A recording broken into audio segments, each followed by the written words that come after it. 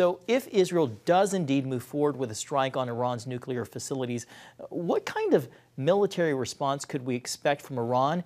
And then, is the United States prepared to contain escalation in the region, or are we inevitably inching toward an unavoidable military confrontation? Yeah, it's an excellent set of questions.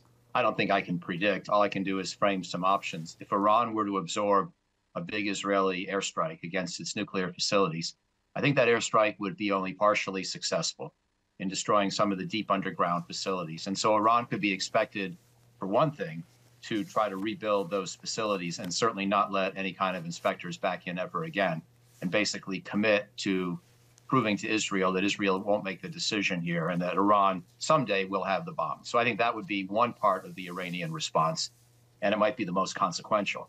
But then there's also the possibility, as you suggest, that Iran may feel some kind of a need to respond directly and promptly, either with military action or perhaps more likely with terrorism. And Iran has already tried military action against Israel twice last year with the big drone and missile strikes, but didn't do very well.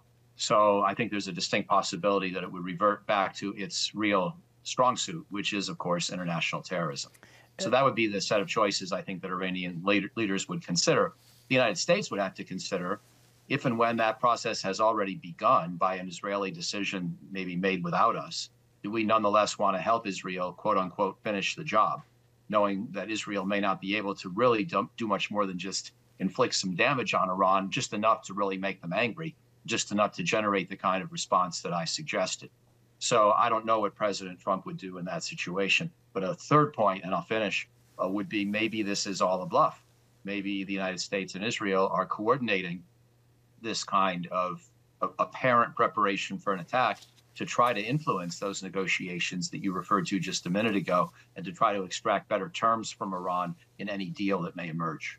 You know, speaking of Israel, after pressure from the United States, Prime Minister Benjamin Netanyahu agreed to let more food into Gaza. At the same time, though, key European allies are suspending trade talks and reviewing agreements over Israel's military campaign. How significant is this diplomatic shift? Well, the European nations are making a statement of principle that will have some, but very limited economic consequence, I think, for Israel. The United States has a bigger economic relationship and, of course, a much bigger security relationship. So I think our European allies are trying to make, again, a statement of conscience and principle.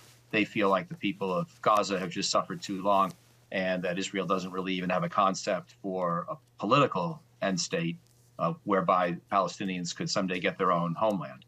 And so that's the statement they're making, but I don't really think it's going to affect Israel's calculations very much. Real quickly here, Secretary of State Marco Rubio says Syria may be weeks away from full-scale civil war. How likely is that to happen? And we only have like maybe about 10, 15 seconds left. I'm so sorry, Michael. I'm still hopeful on Syria.